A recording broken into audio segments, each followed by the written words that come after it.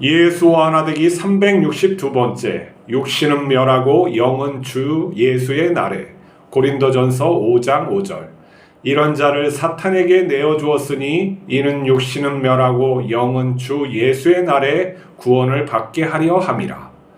오늘날 설교자의 문제는 교회의 성장을 위해서 교인들의 죄악은 말하지 않고 귀에 듣기 좋은 말만 하려는 태도입니다. 또한 예수님을 진실로 믿고 행실이 올바른 사람에게 세례를 베풀고 직분을 주어야 하는데 교회 행정으로 일을 처리합니다. 그래서 오늘날 교회에 믿음이 불확실한 교인들이 많습니다. 바울은 큰 죄를 지은 형제가 있으면 출교하라고 합니다.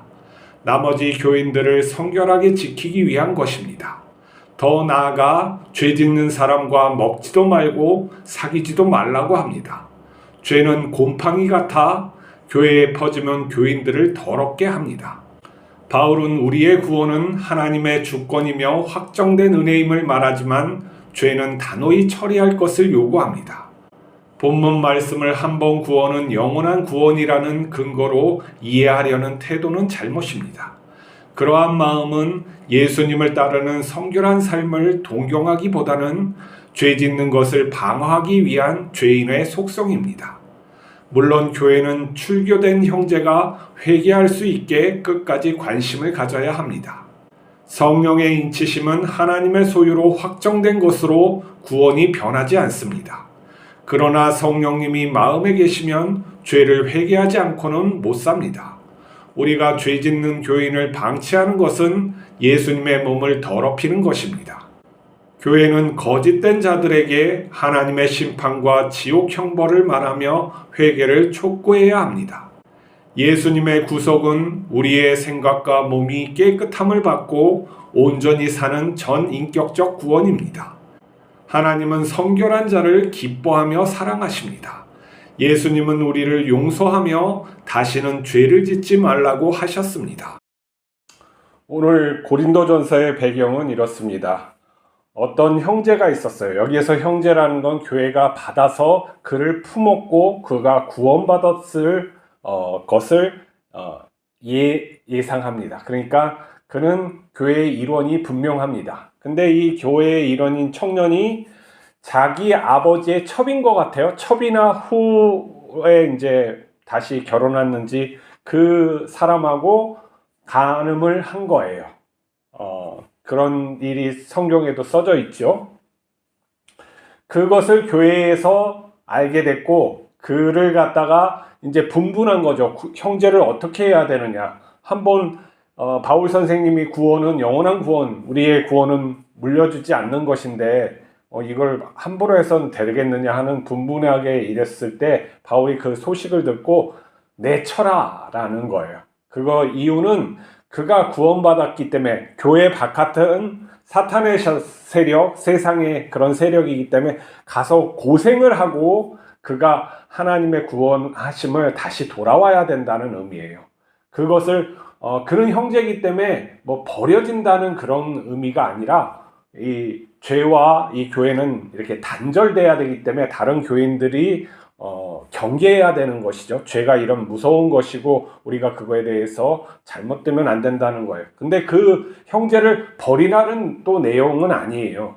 그가 또 나중에는 그것을 긍휼히 여기고 이제 회개했던 것 같아요. 이제 받아주는 그런 입장을 보이기 때문에 그가 다시 돌아오게끔 관심을 가지고 기도하고 타이르고 이런 과정이 있었던 거죠.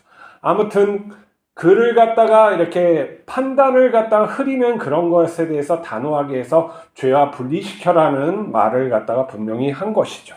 근데 어떤 사람들은 이걸 갖다가 구원의 근거로 해서 나는 구원받았으니 당신은 구원받았으니 어떠한 죄를 지어도 미래까지 구원받습니다 하는 이런 걸로 사용하면은 안 돼요. 그러니까 우리가 그때 상황에 따라서 그 말씀을 했지만은 이걸 갖다가 유추해 가지고 자기나 어떤 교리적으로 그걸 합리화시키려고 하다 보면 본질적인 삶을 살게 하는 그러한 것에 더 힘을 가하지 못하고 더 격려하지 못하고 이 빠져나가려고 하는 의식이 생기는 거예요. 그러니까 우리의 마음은 욕망이 많고 죄 짓는 것도 좀 편안하게 하고 싶은 욕망이 있는 거예요. 그래서 이런 마음들을 가지고 이런 구절들을 가지고 한 번 구원은 영원한 구원이니까 우리가 죄져도 다시 회개하면 된다, 이런 식으로 하는 거예요. 그러면 뭐냐면은 내가 어떤 내 어떠한 지평의 선을 갖다가 이걸 계속 도약해 가지고 예수 그리스도에 닿는 데까지 계속 가야 되는데 내가 거기에서 딱 머무르는 거예요. 그리고 한 번 구원은 영원한 구원이다, 이건 맞는 말이기도 한데 네가 구원받았는지 네 확신이지. 그러면 하나님께서 가인에게 준 표라도 있냐? 이렇게 말을 했을 때는 없잖아요. 우리는 그렇게 내 확신과 주관적인 확신인 것이지 하나님께서 표를 줬다, 그리고 다른 사람한테 공인해 줬다, 이걸 누가 주장하겠어요? 예수 그리스도도 부활하셨는데 믿는 사람도 있고 안 믿는 사람도 있고 그러는 파당에, 그러니까 우리가 믿음이 무엇인가, 본래적인 하나님의 구원이, 하나님의 자녀됨이 무엇인가를 더 집중적으로 생각할 때는 뭐냐면 자녀다움의 삶이라는 거예요. 예수 그리스도를 따르는 삶, 예수 그리스도가 기뻐하는 그러한 삶, 동행하시잖아요. 우리 내조하는 거잖아요. 그러한 삶이 무엇이냐를 갖다 따져서 그렇게 해야 되는 것이죠. 근데 이제 이러한 것이 있고 그러는데 오늘날 교회에 이제 많은 문제가 사람을 갖다가 이렇게, 그러니까 말은 이 전도해 가지고 생명을 구원한다 그러는데 그 사랑의 마음이 들어가지 못하는 구원이, 이게 행정이 돼버리는 것이 많아요. 그러다 보니까 이 설교도 분명히 저 사람들이, 가늠한 교인들이 분명히 있어요. 목사는 듣고 있어요, 그런 것들. 그리고 행실이 옳지 못한 사람들도 분명히 있어요. 근데 거기에 대해서 참과 거짓을 예수님의 그런 행동과 말씀과 이런 삶으로 정확히 잘못됐다고 강하게 선포해야 됨에도 그 왜 선포하냐? 그를 구원하기 위해서 선포하는 거죠. 강단에서 특정한 사람을 지목해서 하는 것도 아니고 전체를 해서 그 말씀을 갖다 회개하라고, 그거에 대해서 간음죄, 어떤 집사가 간음할 수도 있잖아요. 우리가 그런 소식을 갖다 들을 때도 있어요. 그거에 대해서 강하게 말을 해서 그렇게 하는 것은 죄악입니다. 하나님의 심판이 따릅니다. 그리고 성경은 구원은 구원이고 심판은 심판이에요. 우리가 어떠한 행실, 구원받은 자라도 어떠한 행실이 잘못돼서 죄악을 저지르면 그 죄악에 대해서 하나님은 묵고하지 않는다는 거예요. 반면 그거에 따라서 회개해도 그 가치를 지불하게 하신다는 거예요. 그래서 구원받은 자가 회개한다는 것은 옳은 행실을 하는 것뿐만 아니라 과거의 죄에 대해서 죄값을 갖다 치르는 것을 말하는 거예요. 내가 잘못한 그런 면들이 있으면 그 사람에게 가서 배상을 하고, 그리고 진심으로 해서 그 마음을 위로하고 그것을 갖다가 돌이킨다는 것에 의미에서 회개의 열매라는 거지, 내가 잘못을 뉘우치고 또 반복하고 그거에 대해서 그런 건 아니다. 그러니까 교회의 이 삶이라는 것은 예수 그리스도를 따르는 성결한 삶이기 때문에 그것을 추구하는 그 전체적인 그 큰 길을 가기 위해서 작은 것들을 계속 잘라내야 된단 말이에요. 잘못된 것은, 그래서 출교라는, 가장 무서운 출교라는 것도 해라라는 거죠. 근데 교회를 성장하게 하고 무엇인가를 갖다 이루기 하고 목적 중심의 교회를 갖다가 해서 우리가 성취하고 이런 것들을 갖다가 금지로 생각하게 된단 말이에요. 큰 교회가 될수록 어떠한 재물이 많고 힘이 있잖아요. 그래서 국가를 통일하는데 우리는 기도해야 합니다. 수만 명이 모여서 막 이렇게 하면 무엇인가 하고 있는 것 같고 막 그렇잖아요. 근데 봤어요? 지금 통일이 돼요? 점점 멀어지고 두 국가가 되는데, 자, 우리가 이렇게 성취욕이나 목적의식이나 우리의 그런 것들을 해서 이렇게 마음에 무슨 뿌듯한, 무슨 선을 행하고의 어떤 보람을 느끼는 거 나쁜 거는 아니에요. 근데 그게 그 교회의 중심에 되어서는 안 되는 거예요. 왜냐면 하나님과 동행하는 그 삶이 그게 최종적인 우리인 거죠. 그러니까 떨어질 수 없는 그 하나님과의 삶이 우리의 최종적인 자녀다움의 그런 삶이고, 그것은 거룩한 삶이고 성결한 삶이고 또한 생명을 살리는 삶을 내가 구현하면서 살아가는 거죠. 여기에 어떻게 죄가 끼어들 자리가 있습니까? 근데 그것을 향해서 끊임없이 우리는 가야 되는데, 그것을 갖다 못하게 하는 관념이나 어떤 신학체계나 이런 것에 아주 잘못됐다는 거예요. 그것은 뭐냐면 내 죄를 갖다가 자꾸 합리화시키려고 하는 그런 것들이죠. 그래서 우리는 과감하게 그런 걸 쳐나가야 돼요. 근데 우리가 이런 어떤 교회의 전통과 그런 것들을 무시해가지고 그걸 또 쳐내가면 안 돼요. 어떤 사람은 세례도 필요 없다, 성찬도 필요 없다, 기도도 필요 없다. 이런 은혜를 우리가, 그러면은 뭐 성경은 왜 필요 있어요? 성경은 다 필요 없지. 깨달으면 되고 내가 예수님 그 구원만 확신받으면 돼. 그런 게 아니에요. 이런 것들이 나를 보호해주는 그런 어떤 그 길잡이, 나의 보호가 되는구나. 내가 진심으로 밥 먹을 때 기도하고, 내가 하루의 삶을 갖다가 살 때 그렇게 진실로 다가가려고 하는 그런 기도들이 삶 속에 이렇게 있고, 내가 그 성찬은 또 왜 버려요? 그 성찬은 뭐냐면 예수님께서 이렇게 행하라, 나를 기념하라 라고 성경에 써져 있잖아요. 그건 하나님과 예수 그리스도와 내가 합일되는 그런 것을 의식적으로 내가 그것에 참여하는 거예요. 그것도 내가 믿음으로 정말 참여하면 거기에 치유 역사가 있고 하나님의 그런 계시하심이 있어요. 정말로 그것을 갖다 은혜의 방편, 은혜의 그런 어떤 우리에게 선물로 주신 건데, 그것을 단절하고 필요 없다 이런 것들은 뭐 그렇게 하면 뭐가 필요했어? 그러면 내 중심에 내가 아는 것으로 자꾸 하려고 하는 거잖아요. 그런 게 아니고 내가 아는 것이 아니라 나의 알을 쳐내가면서 하나님의 올바른 말씀이 나에게 계시되기를 바라는 거죠.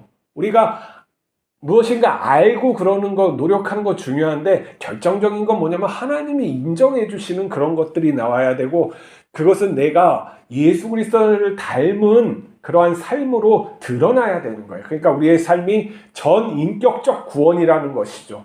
내가 인격적으로 계속 연마해가지고 성숙해지는 거 필요하고, 근데 그리스도인은 그 과정이 내가 잘라져 나가고 예수 그리스도가 계속 형성되는 계시적인 측면이라는 거예요. 그러니까 하나님이 살아계심이 내 안에, 내 영혼에 들어와서 내 삶을 그렇게 바뀌어 나가는 것이죠. 그렇기 때문에 내가 함에도 불구하고 내가 안 한다고 고백을 하게 되는 거예요.